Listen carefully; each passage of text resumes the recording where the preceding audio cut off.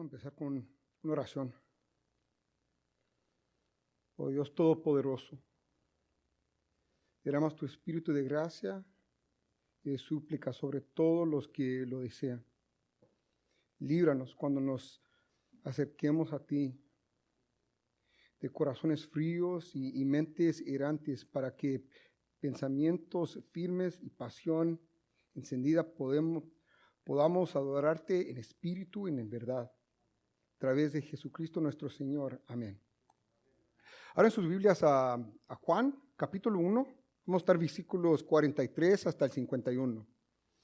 Y creo, no sé, pero creo que lo vamos a tener aquí arriba también, ¿no? ¿Ya? ¿Qué está?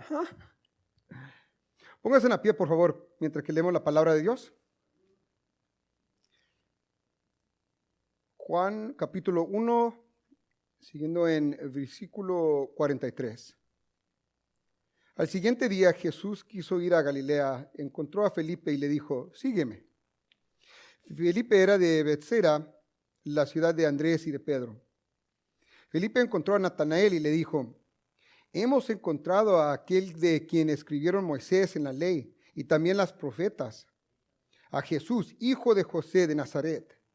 Natanael le dijo: ¿de Nazaret puede salir algo bueno? Respondió Felipe: ven y ve. Cuando Jesús vio a Natanael que se le acercaba, dijo de él: aquí está un verdadero israelita en quien no hay engaño. Le dijo Natanael: ¿en dónde me conoces? Jesús le respondió: antes que Felipe le llamara, cuando estaba debajo de la higuera, te vi. Natanael exclamó: Rabí, tú eres el Hijo de Dios, tú eres el Rey de Israel. Le contestó Jesús: ¿crees porque te dije, te vi debajo de la higuera? Cosas mayores que estas verás. Y agregó: de cierto os digo, desde ahora veréis el cielo abierto y los ángeles de Dios subiendo y bajando sobre el Hijo del Hombre. Amén. Esta es la palabra de Dios para la gente de Dios. Siéntese, por favor. Tengo 2 puntos que quiero compartir con ustedes hoy. Ambos tienen que ver con nuestro llamado a servir a Dios, acerca de a quién llama a Dios y cómo se califica ese llamado. Una de las cosas que tratamos de hacer al reunirnos en la iglesia es a volver a contar la historia de Jesús. De hecho, si sigues el calendario de la iglesia, así es como está configurado, para volver a contar la historia de Jesús desde la temporada de Adviento, antes de Navidad, de la Epifanía, a través de la Cuaresma hasta la Pascua.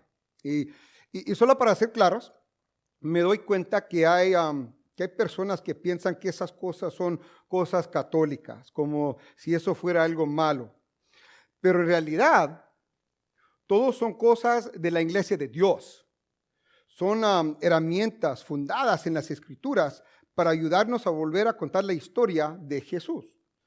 Al compartir esa historia, descubrimos que nuestras propias historias pueden ser paralelas de lo que leemos en las Escrituras.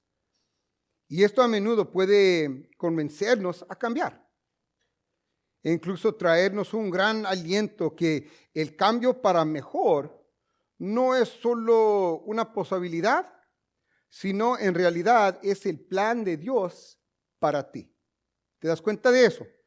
Es el cambio, ese cambio para mejor es el plan de Dios para ti. Por ejemplo, al principio de mi vida, mi conocimiento limitado de la Biblia me había llevado a pensar que yo había ido demasiado lejos en la dirección equivocada para ser alguien que Jesús podría usar. Creía que él podría estar dispuesto a regañadientes a salvarme del infierno, pero yo debo mantener la cabeza baja y dejar que los verdaderos santos hagan la obra de Dios. Pero cuando leí pasajes como este, sentí que el Espíritu Santo me convencía y me animaba. Fíjate, Felipe se entusiasma con Jesús.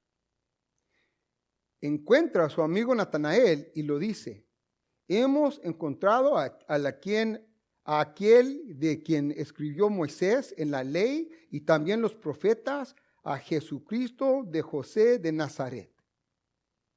Estoy seguro de que esto le sonó muy bien a Natanael. Después de todo, encontrar al quien Moisés y las profetas escribieron, el Mesías, sería algo bastante sorprendente. Pero su emoción fue sofocado un poco por otra cosa que Felipe dijo: Jesús de Nazaret. Incluso hoy en día hay muchos aspectos de nuestras propias vidas que sabemos que harán que otros se estremezcan ante la idea que nosotros podemos ser útiles. Su ciudadanía, la parte de la ciudad en que vive, sus ingresos, su historia, sus afiliaciones, su propia identidad como alguien de allá. Cuando yo era niño en Deming, Nuevo México, la gente más pobre y la parte más áspera de la ciudad era el otro lado de las vías del tren. Si eras del otro lado de las vías, se incluye en la forma en que la gente hablaba de ti, porque de dónde venías decía mucho sobre quién eras y hasta dónde se podía confiar en ti. Cuando comencé a venir a la iglesia, yo me sentí como era el niño del lado equivocado de las vías. Y sabía por experiencia que lo mejor que una persona del lado equivocado de las vías podría hacer era mantener la cabeza baja, la nariz limpia y estar agradecido de que las mejores personas te permitieron ser parte en esa cosa agradable que tenían. Así es como me sentía acerca de la iglesia. Y en mi defensa, muchos cristianos eclesiásticos me hicieron saber exactamente eso. Me entristece que todavía veo que sucede a pasar de que las personas que lo hacen sin siquiera le dan cuenta. Y lo escuchas en el lenguaje codificado que usan. Dice cosas como: ellos son bienvenidos a estar aquí, pero ellos necesitan dar cuenta que nosotros tenemos reglas y nos gusta cuidar a nuestras cosas.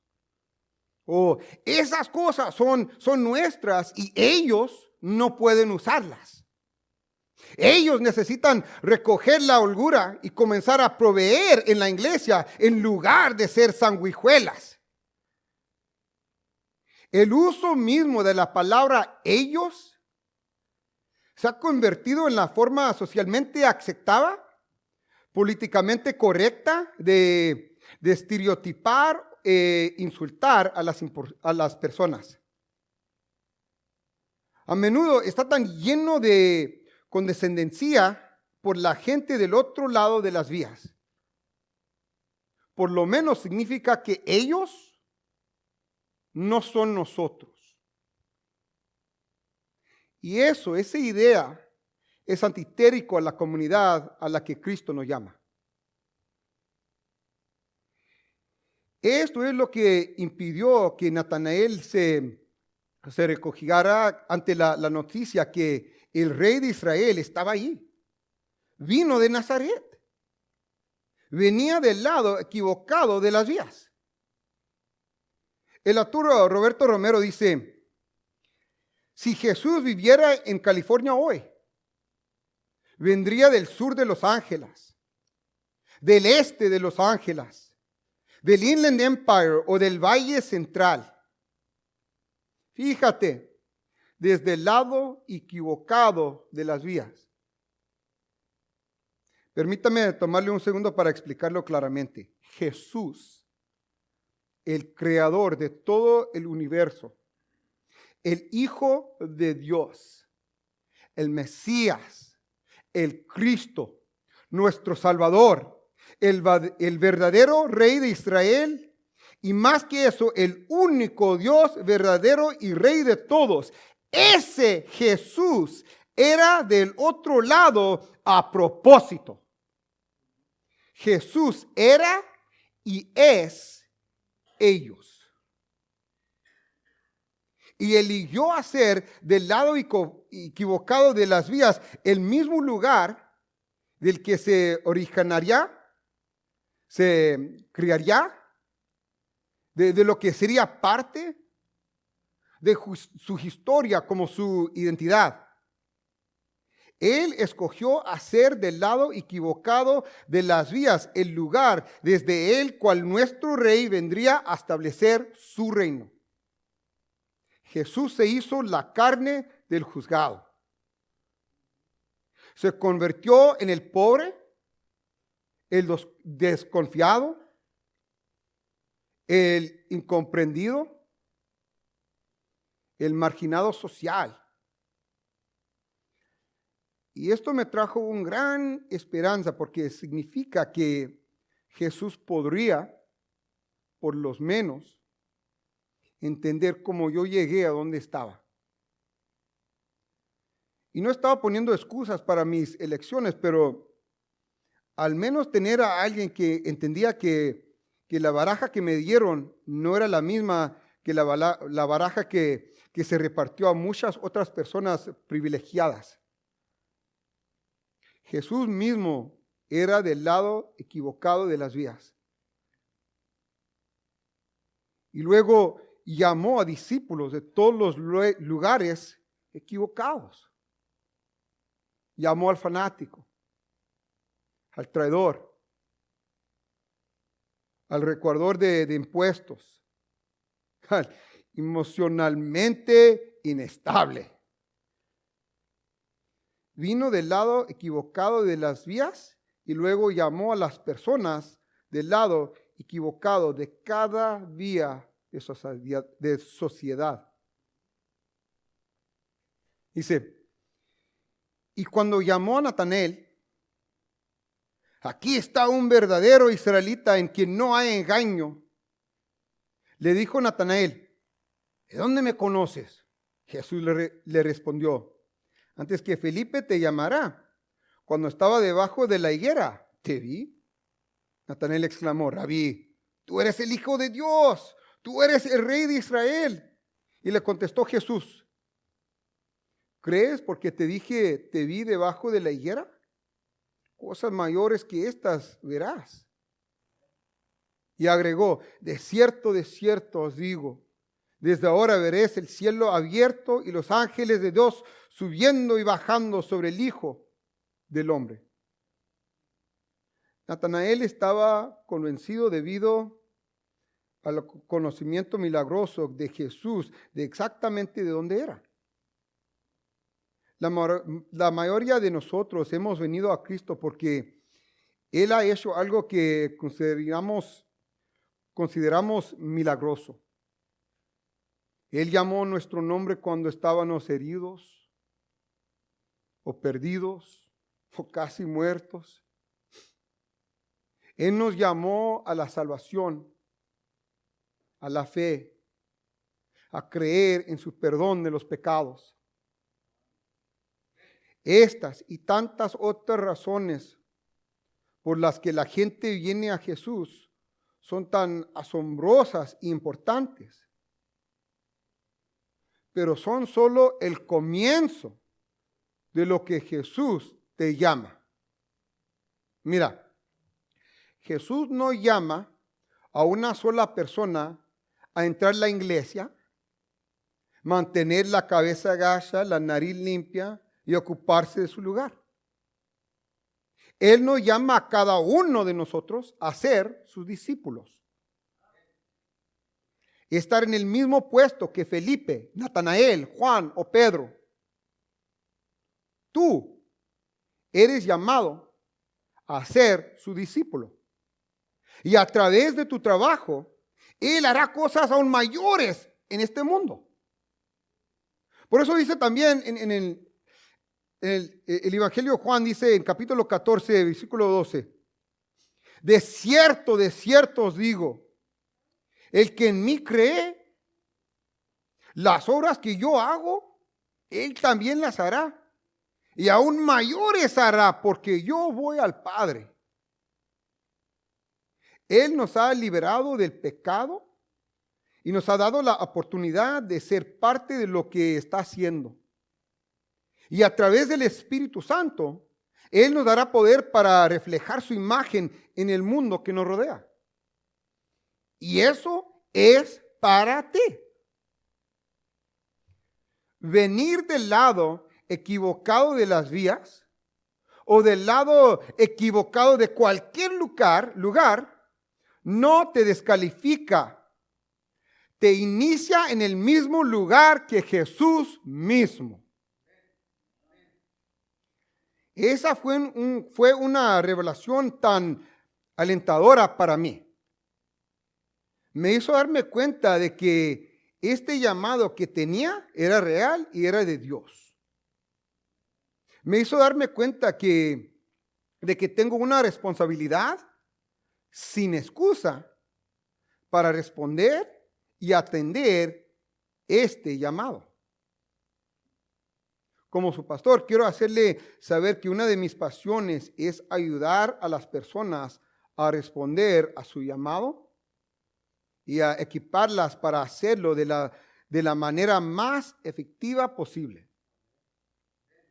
Verás, responder y prepararse para su llamado no es algo que simplemente sucede mágicamente. La Biblia no nos enseña que Dios califica su llamado porque simple te llama. Puso a Moisés a través de 40 años de entrenamiento académico en las escuelas más prestigiosas del mundo. Y luego 40 más años de preparación ministerial, una residencia o pasantía, si tú quieres, en el desierto antes de enviarlo a Faraón. Y usted encontrará que la preparación académica y práctica son el método común que Dios elige para prepararnos para el ministerio. Hay una frase que a menudo se usa mal, me vuelve loco. Dios no llama a los calificados, califica el llamado. Escucho a pastores usar eso como una excusa para decirle a la gente que lo único que necesita para prepararse para el ministerio es por la llamada. Pero eso no se halla aquí en la Biblia. Eso no se ejempla aquí en la Biblia. La Biblia dice contrario de eso. Considere, por ejemplo, este pasaje de 1 Samuel, capítulo 3, versículo 1 a 10. Mira qué pasa. El joven Samuel servía a Jehová en presencia de Elí. En aquellos días escaseaba la palabra de Jehová y no eran frecuentes las visiones. Un día estaba Elí acostado en su aposento cuando sus ojos comenzaban a oscurecerse de modo que no podía ver. Samuel estaba durmiendo en el templo de Jehová, donde se encontraba la arca de Dios, y antes que la lámpara de Dios fuera apagada. Jehová llamó a Samuel. Este respondió: heme aquí. Y corriendo luego a donde estaba Elí, dijo: heme aquí, ¿para qué me llamaste? Yo no he llamado. Vuelve y acuéstete, respondió Elí. Él se fue y se acostó, y Jehová volvió a llamar a Samuel. Se levantó Samuel, vino a donde estaba Elí y dijo: heme aquí, ¿para qué me has llamado? Hijo mío, yo no te he llamado. Vuelve y acuéstete, le respondió Elí. Samuel no había conocido aún a Jehová, ni la palabra de Jehová le había sido revelada. Y Jehová pues llamó por tercera vez a Samuel. Y él se levantó, vino ante Elí y le dijo: heme aquí, ¿para qué me has llamado? Entonces entendió Elí que Jehová llamaba al joven y le dijo: ve y acuéstate. Y si te llama, di: habla Jehová. que tu siervo escucha. Así se fue Samuel y se acostó en su lugar. Vino Jehová, se paró y llamó como las otras veces: Samuel, Samuel. Entonces Samuel dijo: habla, que tu siervo escucha. Fíjate que el gran profeta Samuel no era capaz de responder a la llamado audible de Dios sin la sabiduría de Elí. Tu capacidad para responder y prepararte para tu llamado requería que te apoyes en la sabiduría de aquellos que han ido antes. Es el método que Dios ha escogido para su pueblo. Discipulando, intencional y estratégico. En los últimos años hemos comenzado intencionalmente a discipular mejor a los líderes de nuestra iglesia. Me he reunido regularmente con muchos de nuestros líderes y hemos proporcionado capacitación y recursos para perfeccionar mejor su llamado. Y quiero hacerles saber, en primer lugar, que su llamada es real. Y quiero ayudarle a responder, nutrir y equiparse ese llamado para que puedas ir y hacer las cosas más grandes a las que Jesús te está llamando. Estamos invirtiendo mucho más fuertemente en nuestros programas de discipulando, desde nuestros hijos hasta nuestros adultos. Todo lo que hacemos será con oración, cuidado y intencionalidad para ayudar a cada persona a ser alentada y madurada por la palabra de Dios. Pero tú mismo tienes que participar. Usted mismo tiene que hacer el esfuerzo de asistir al servicio de la iglesia regularmente. Y mira qué tantos fallan de llegar cada domingo. Oh, pues tenemos Zoom o Facebook. Entonces están afuera del deseo de Dios. Usted tiene que hacer el esfuerzo de asistir a los estudios bíblicos. ¿Cuántos vienen a los miércoles? ¿Cuántos vienen a los estudios para las mujeres, los varones? Tú mismo tienes que hacer el esfuerzo de invertir en el llamado que Dios tiene para ti. Y tú mismo no tienes excusa para hacer lo contrario. Puede ser fácil pensar que nuestra situación o nuestra circunstancia nos impedirá ser capaces de alcanzar la formación y el equipamiento que necesitamos para responder adecuadamente a nuestra llamada. Entiendo. Yo era una contratista general de 30 años con un bebé y una esposa embarazada cuando finalmente respondí a mi llamada. A ir a la escuela, a hacer estos cambios, parecía imposible. Pero Dios proveyó los medios, siempre lo hace. No significa que sea fácil, solo que vale la pena. Jesús escogió venir a tu mundo para llamarte. Tu responsabilidad con ese increíble regalo es invertir en su llamado. Ruego que aceptan su llamado y hagan todo lo posible para participar en los medios que Dios está proporcionando para prepararnos a todos para su trabajo aquí en los baños. Amén. Vamos a orar. Pónganse a pie, por favor. Si pregunta Pastor Antonio, dile que prediqué 1 o 2 horas. ¿Ok? Mira, este pastor Raúl nos dijo que diga mentiras en la iglesia. Sorry, Jesus. Oh, Dios Padre de nuestro Señor Jesucristo.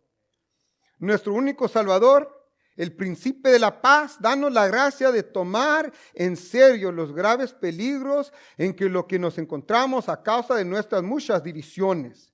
Libra a tu iglesia de toda enemistad y prejuicio y de todo lo que impide la unión piadosa. Como hay un solo cuerpo y un solo espíritu, una sola esperanza en nuestra vocación, un solo Señor, una sola fe, un solo bautismo, un solo Dios y Padre de todos nosotros. Así haz que todos seamos en un solo corazón y de una misma mente, unidos en el solo santo vinículo de verdad y de paz, de fe y de amor, para que con una sola voz te alabemos. Por Jesucristo nuestro Señor, que vive y reina contigo en el Espíritu Santo, un solo Dios y la gloria eterna. Dios Espíritu Santo, santificador de los fieles, santifica esta congregación con tu presencia permanente. Bendice a los que ministran en las cosas santas. Ilumina cada vez más la mente de tu pueblo con la luz del Evangelio eterno. Lleva a las almas descarriadas el conocimiento de nuestro Salvador Jesucristo. A los que andan en el camino de la vida, manténganse firmes en el final. Da paciencia a los enfermos, a los afligados, y renuévanos en cuerpo y alma. Guarda a los que son fuertes y prósperos de olvidarte. Aumenta en nosotros tus muchos dones de gracia y haznos a todos fructíferos en buenas obras. Esto te pedimos, oh bendito Espíritu, a quien con el Padre y el Espíritu adoramos y glorificamos, un solo Dios para los siglos y los siglos. Amén. Amén. Por favor, ponga sus manos enfrente y arriba para recibir el bendición. Jehová te bendiga y te guarde. Jehová haga resplandecer su rostro sobre ti y tenga de ti misericordia.